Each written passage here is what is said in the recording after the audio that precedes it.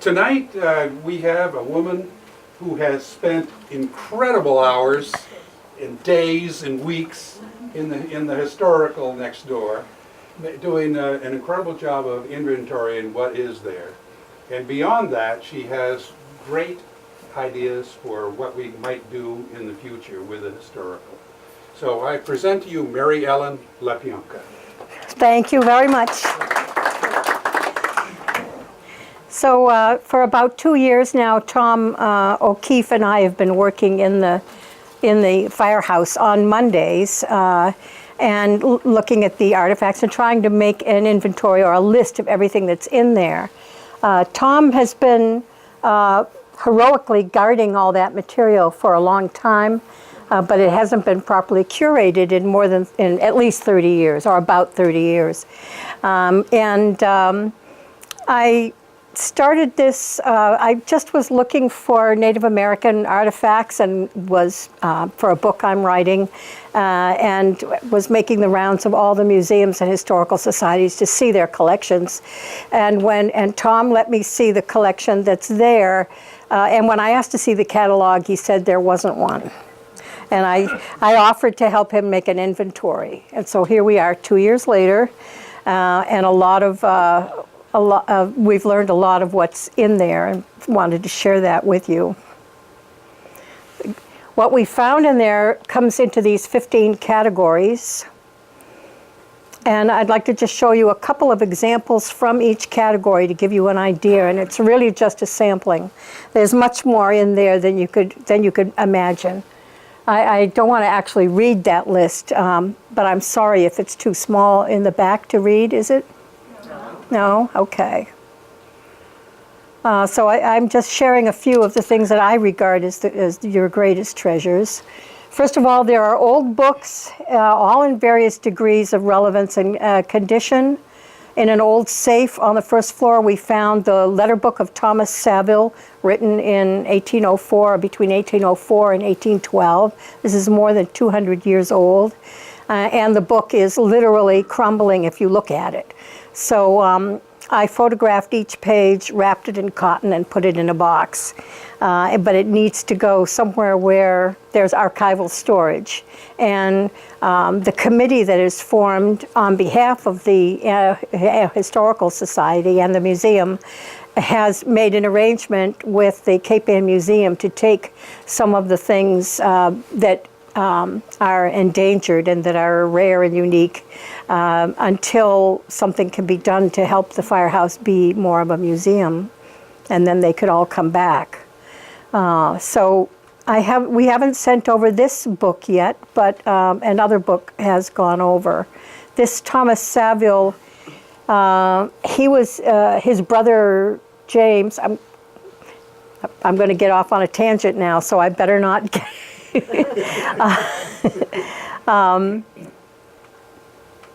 he inventoried in his letter book everywhere where he went. He kept a record of it.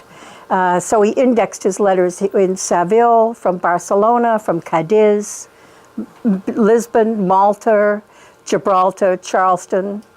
And he sent versions of the same letter on several ships in case one of them sunk.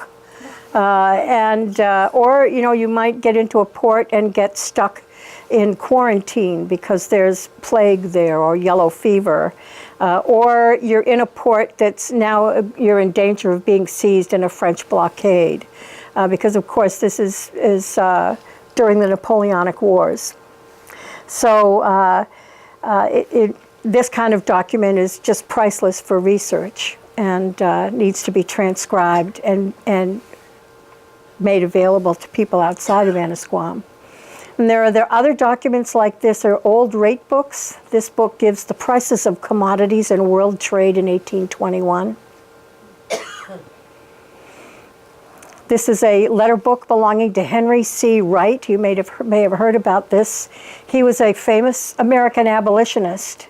And these are all letters that were written to him in the 1840s by leaders in Ireland and in Scotland about how to start an anti-slavery society. From my research, Annisquam actually was among the first, if not the first community in New England to have an anti-slavery society. And the records of the society are in the Annisquam.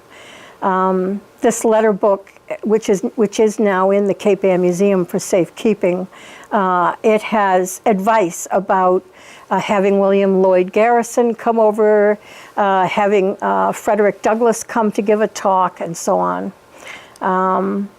I came to your museum through the Leonard and Saville families, and the Anti-Slavery Society here, the little bit, I mean, I can't really read everything that I come across while making the list, but I did see that the members of the group had voted to pool their money and buy all the slaves of their neighbors in order to set them free. This was going to be an idealistic goal for the society to do. I don't know whatever happened there, but it will be fun. It would be fun to find out. This writing on the right is because one letter is horizontal and the other letter is vertical. And this had to do with, so you had to turn the page in order to read the next letter. And this was to conserve paper was very rare and very expensive in the 1830s. This is a few more examples of some of the handwritten documents that I've come across that are need to be, they're historically significant and they need to be archivally stored. Transcriptions need to be made so that future generations can know what these people said, what the documents are. They're very, very interesting. They're windows on the past, and you and everybody else deserves to see them. And the humanity of the details is kind of compelling. This dressmaker, for example, she made a special trip to the docks in Charlestown in order to buy lace and ribbon off of a boat for one of her clients. She has notes on what colors each of her clients wants and what their tastes are, and the dates for when she's supposed to have fittings and so on. And her name isn't in it, so we don't know who she is. Maybe we'll find out. This minutes of the Annisquam Reading Circle from the 1870s. This was a reading group. And they wrote down everything that they read and what they thought of it. So, for example, you find out they read Washington Irving's stories and Robert Southey's poems and Elihu Burritt's articles about the Irish potato famine and things like that. So it's very interesting and beautiful handwriting to see what they thought about the books they read. And half of them are books that you probably haven't even heard of.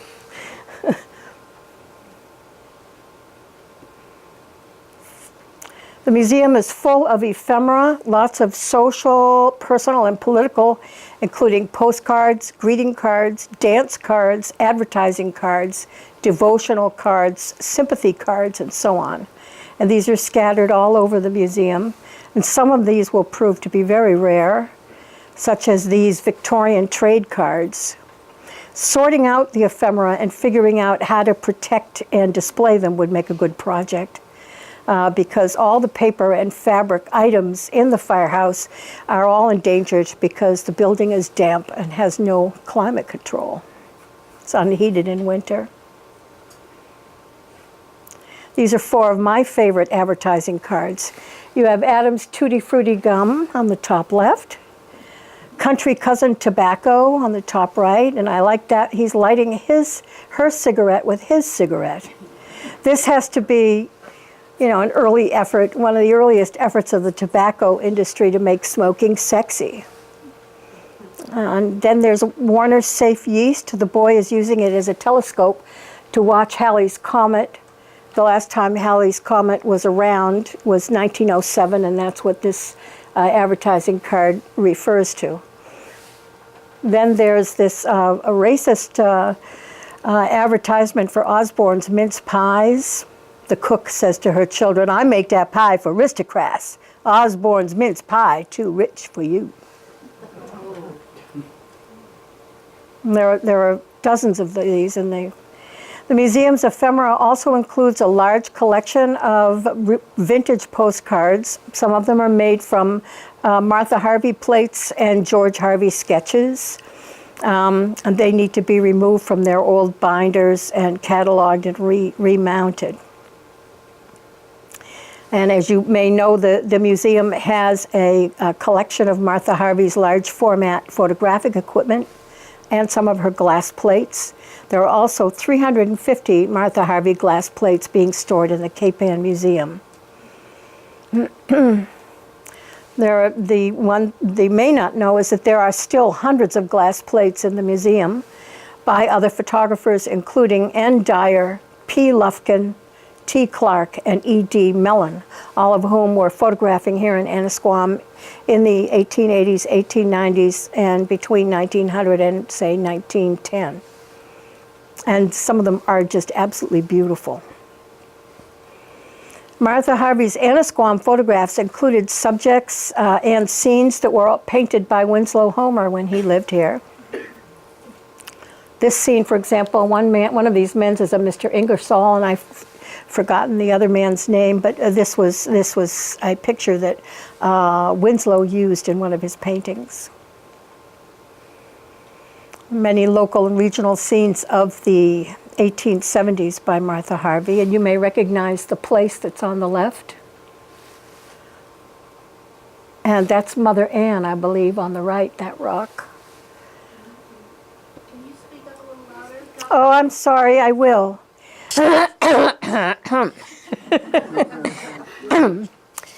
The glass plates all need to be cleaned. The emulsions are dried out and are starting to chip. They need archival storage, and there are many boxes and binders of negatives and prints from the plates that need to be sorted out. That collection's never been really properly cataloged. It has national value and shouldn't be kept here unless it's going to be cared for properly. The museum also has stereopticons, slides, and viewers, and many other vintage photos of local scenes and houses of people, most of which are not identified. And it would be fun to have a photo fest in which you all help to try to identify who the subjects are and where the houses are that are in some of these beautiful old photographs. For example, here's a carriage on the old Annisquam Bridge, a sleigh in the winter, passing Sargent's store. This is a resident on Leonard Street in the 1890s. Is that who it is? Let's write that down. And here's a visit from a traveling salesman. These are just a couple of examples that I picked. This is the Davis family and friends in front of the Davis store, sorting and identifying and displaying the vintage photographs is a project best undertaken by the village residents, by you. The museum also owns vintage paintings. Here's Thomas Pulsifer Jr. on the left, and he has some scratches and needs to be cleaned. Esther Lane Woodbury, 1770 to 1850, was the daughter of Captain Gideon Lane. Her husband Asa was the owner of the largest fishing fleet in Gloucester at that time. There are large photo montages of vessels and houses that also need to be remounted and reframed. They've wrinkled and fallen off of their backings or mats and so on. So this painting is by George Harvey, and you can see how the canvas is becoming fly-specked and smudged. The museum also has wood carvings and sketches by him. Other wood carvings include the hulls of vessels, which at one time was very popular to do, and these birds, a pigeon and a quail, handcrafted by Alexander Pope Jr., who was a famous 19th century artist. They need to be cleaned and repaired. There's a lot of genealogical material in the museum, and this seems to be the greatest use. People contact Tom for information about their ancestors, and he has tried to respond to their requests, but quite often the information can't be found. It hasn't been cataloged, and it's scattered all over. There are genealogical manuscripts, family scrapbooks, diplomas, personal letters, unidentified family portraits, including a number of daguerreotypes and tintypes. And there's one filing cabinet organized alphabetically by family surnames. And these things all need to be brought together in some systematic way in a space where people can go in and sit down and look and find where their houses and find their ancestors and actually learn something about them at some point. You could, at some point, have an educational program in the library, and it could be open more often for people to have access. I started a surname index. This is just a random sample of some of the names. So far, I have 236 names. And all the genealogy files could be put into acid-free folders and filed alphabetically by surname. And all the vertical file data could be labeled and filed alphabetically by topic. There's every imaginable topic relating to Annisquam's history in there, all in fairly scattered papers. Other items relating to genealogy include this name quilt. It was a charity fundraiser conducted by the Annisquam Sewing Circle, in which people paid to have their names written on one of the triangles in the quilt. Tom tells me there are 2 of these, and that one is in the village church. There's a very extensive but scattered collection of information on Annisquam real estate in the firehouse and the history of the old houses here. This is a floor plan of the first floor of the Lingard house, called the Pines. It's on Washington Street. You may know it. This is just an example. There's a trunk, a filing cabinet, and a map cabinet, and a cupboard all full of old maps, drawings of houses and roads, rolls, blueprints, geographical surveys, and development plans. They tell the history of the development of Annisquam as a community. And they need to be brought together in some coherent way. My favorite are all the old nautical maps. The old sea captains took these charts and pasted them onto canvas and then rolled them up and tied them with ribbon to carry shipboard. And they're cracked with age and salt spray, which you can smell on them. And they're also annotated with the ship captain's notes. For example, on the way to San Francisco or to Halifax. This is Blunt's 1826 chart of what was called the Western Ocean, which is the Atlantic. And the sea captain who used it marked where all its mistakes are. Red X, do not go there. And the museum also has nautical objects like this sextant, which was used by the sea captains Gideon and Oliver Lane. And also has some of the material that those sea captains brought back from their voyages. There's porcelain, lacquer work, scrimshaws, tortoiseshell combs, and other exotic objects. They're displayed in old Victorian vitrines or glass cases that all need to be redone and redecorated inside and out. This anonymous Union soldier's hat and a Revolutionary era powder horn are rotting on the bottom of a bookcase, on the bottom shelf of a bookcase. Along with his leather backpack, his canteen, and his cartridge case, and so far there's no record as to who he was. There are letters home from a surgeon who practiced on Civil War battlefields and scrapbooks from that period. Also musket balls from the Revolutionary War and memorabilia and photographs of local people who served in World War I. And remembering your veterans properly would make a great project for anybody interested in military history. The museum has a complete set of Punch and Judy theater with puppets and props, and some of you remember the Punch and Judy shows, I'm sure. Annisquam was famous for them. The puppets are very much in need of conservation. The museum also has all the original scripts and playbills and books about puppets that would make a very good exhibit in the future. And there's also a variety of antique dolls, doll clothes and furniture, and die-cast metal toys. In addition to the collection of cast metal vehicles, there are vintage games and game boards. I looked them up online, and they're from the early 1800s.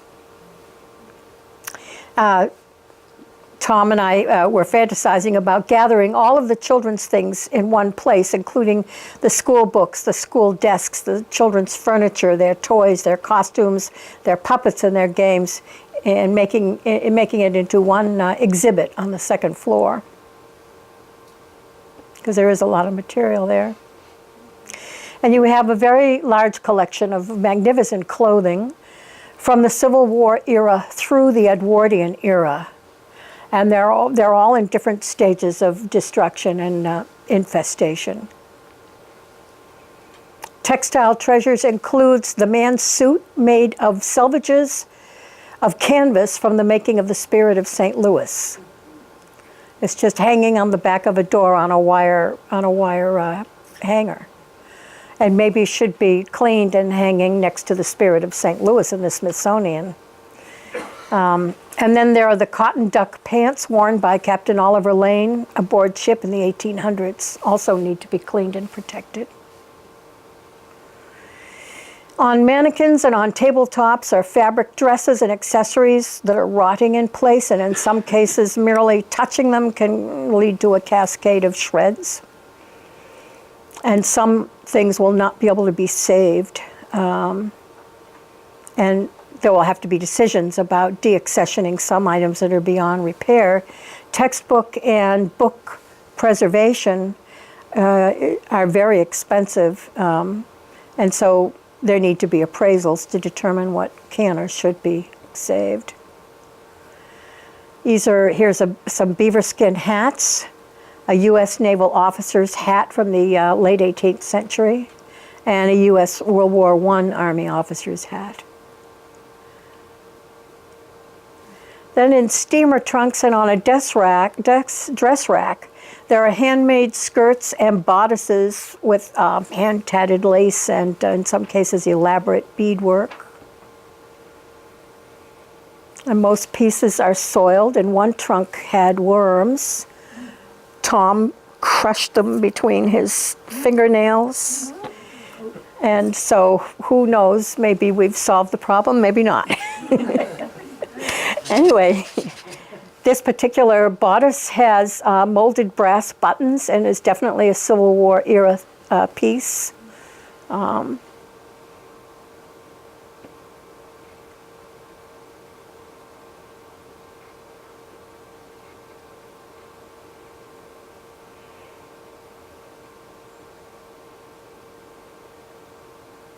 It's just a few examples. There's more than enough clothing and fabric accessories to warrant appraisal by a textile conservator who could recommend archival storage or selective repair. And I understand from talking to the Leonard Club that there's also a collection of costumes that the players used that is up in this building that maybe could be added for appraisal. There's a lot of money available for small museums. There are private foundations, and there's local, state, and federal funding. Once the Historical Society becomes a nonprofit organization, there would be funds for things like textile conservation. The museum has 2 cases with a special collection of ladies' fans. They need to be individually documented and researched, cleaned, properly displayed, and information about them should be published.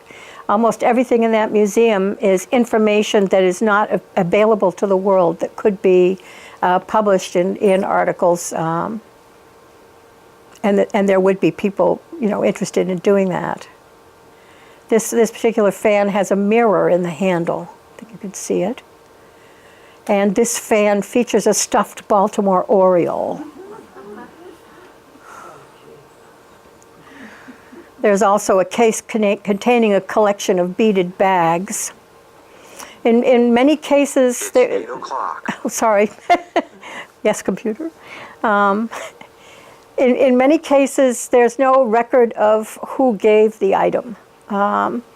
Records have not been kept for about 30 years, except you come across sometimes a thank you note saying, thank you so much for your donation.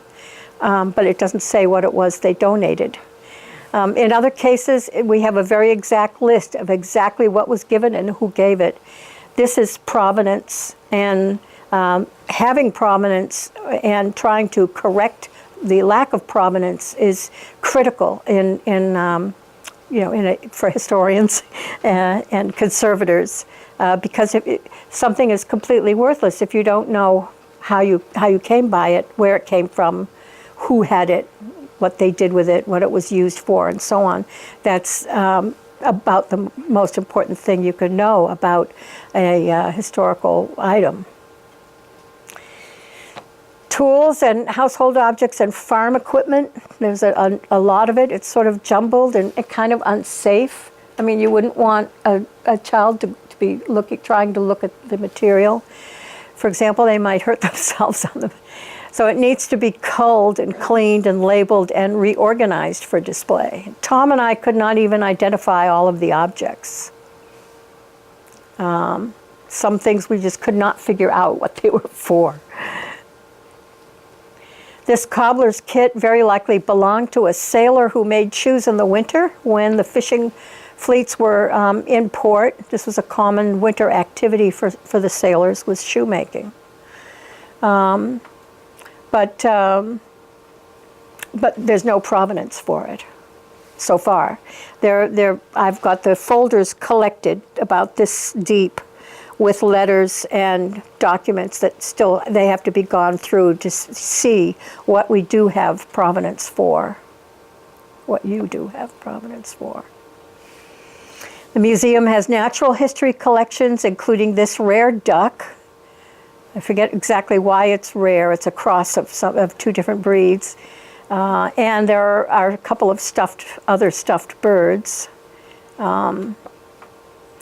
There's also collections of shells, tree woods, rocks and minerals, and other natural objects.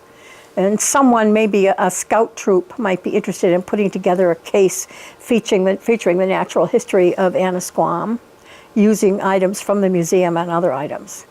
But there are items that should be removed that are hazardous. There are samples of raw uranium ore. I'm tempted to take a Geiger counter in there.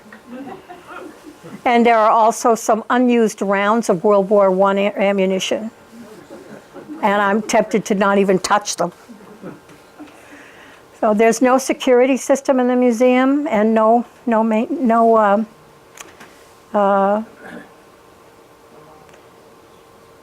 insurance. That's the word I was looking for.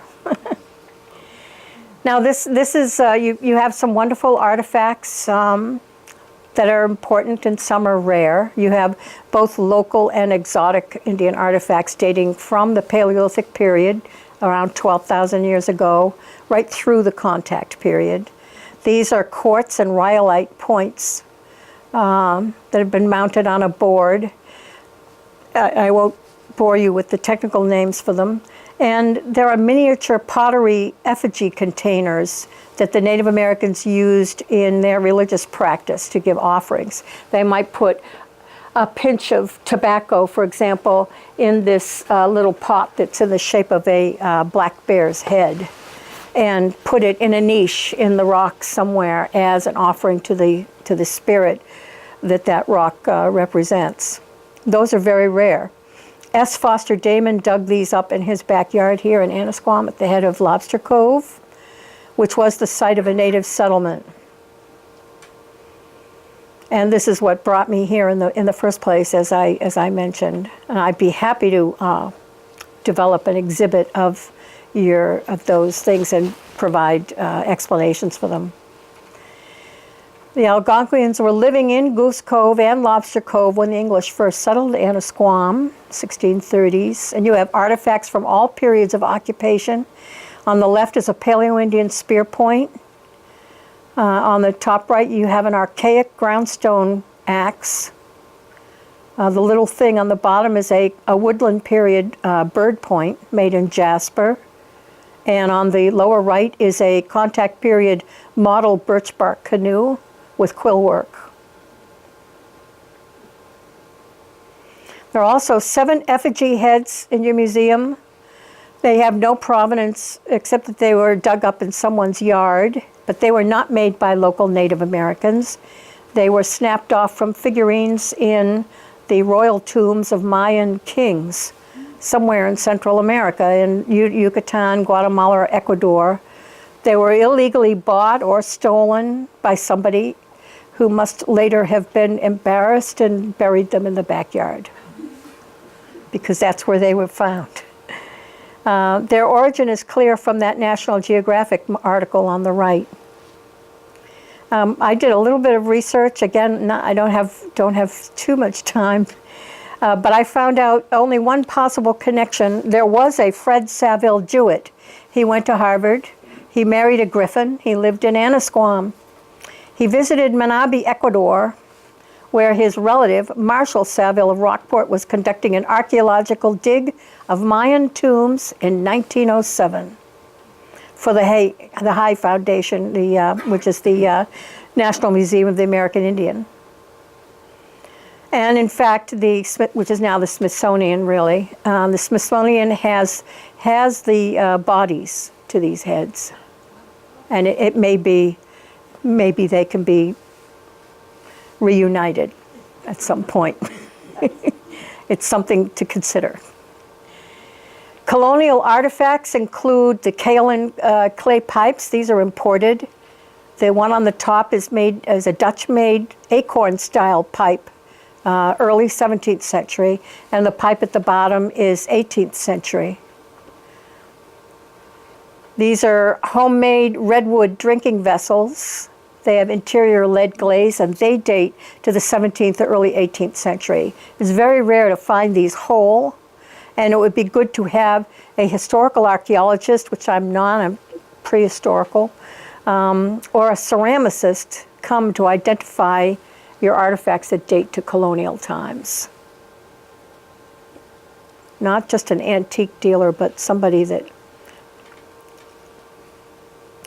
Now, as you know, the museum was a firehouse, and there are leather buckets, cloth hoses, vintage fire helmets, photographs of firemen and their engines, and handwritten records from when the firehouse was operating. So reports of all the fires and all the calls that they answered. The Boston Firehouse Museum might know the history of the fire company here, Deluge 8, and they might be able to identify some of the firefighters that are in the photographs, and might be able to explain some of the tools, the firefighters' tools that are there. And they also might want to acquire something from the collection, because Deluge 8 originally was a Roxbury firehouse, Roxbury company. But that would also make an interesting exhibit for people to go to. The museum has miscellaneous pieces of period furniture. This desk belonged to the schoolmaster of the Leonard School in 1830. You also have old school bells, pupils' desks and chairs, slates, wall charts, and textbooks, all of which could be brought together in a kind of Leonard School exhibit. And there you have the same potential for exhibits focusing on the village church. Many objects need to be researched to get more backstory. There are 2 spinning wheels, a rack of coat hangers for judges' robes that nobody knows why we have those, and a sea captain's portable writing desk. Special collections include Roger and Mrs. Elliott's miniatures, their baskets and ceramics, and there's a whole bookcase of them that they donated. These are very widely collected. Some pieces could be old or rare or otherwise valuable, and they should be appraised or at least identified, again, by a ceramicist or a researcher. And as it stands right now, visitors to the museum would have absolutely no idea what they're looking at. And the stagecoach is a special treasure. I think it should be restored so that people can sit in it. People could have their picture taken, maybe in period costume, using Martha Harvey's large format cameras or something, you know. The coach could also give fee-based tours to visitors and newlyweds in the summer times. And you would earn enough from this coach to support the museum and to support, the 2 horses, the driver, the insurance, and the off-site storage in winter. It would also free up a lot of space in the museum for special exhibits if you had somewhere to put that coach in the winter time anyway. Somewhere out there, there is a person who would get a lot of joy out of restoring this coach. A lot of joy. And there are many account books and papers and financial records relating to the history of the Village Hall Association and to all of Annisquam's organizations. The Yacht Club, the Village Players, the Village Church, all the village events like the Sea Fair. There are also piles of old newspapers referring to Annisquam's projects with the bridge, the lighthouse, the harbor. If the preservation of the history of Annisquam is going to be a goal of the Historical Society and Museum, then all of this material needs to be brought together and made presentable. This is sort of an overwhelming task. And it needs to be broken up and prioritized and undertaken by different groups of people, both local and outsourced. And it should start with removing all the accumulated trash and things that are broken beyond repair and objects that the group decides to deaccession. Some things need to move upstairs, some downstairs. Some books can come here into the library. And some items need to be moved just in order to bring collections together so that you have like with like instead of some, spread all over. And somebody needs to see if there's anything in the attic over there, and I think you need a ladder for that. Who knows?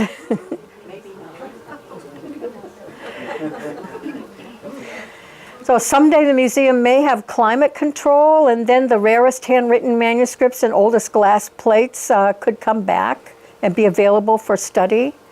And the Cape Ann Museum is agreed to help with some of those materials. And as I said, there are a lot of funds available. There are also a lot of colleges and universities locally that have museum degrees in museum curatorship. Or curatorial studies, whatever they call them, and their students all need projects. And so there's a possibility of getting interns here that are learning about curatorial science who could help with some of these projects. So it's, this is what I passed around at the Leonard Club, and I actually did get people to sign up to come and help with the I call it the muscle. To come, Tom and I trying to move things is kind of funny, but people come and take out the trash. We got as far as getting the purple garbage bags. And we don't have any recycle bins. But so I'm not passing around a sign-up sheet this time. But anybody that would like to contribute to the first thing, which is simply to fix it so that we can move around in there and make a place to work and get rid of the trash that has accumulated in there, that would be great.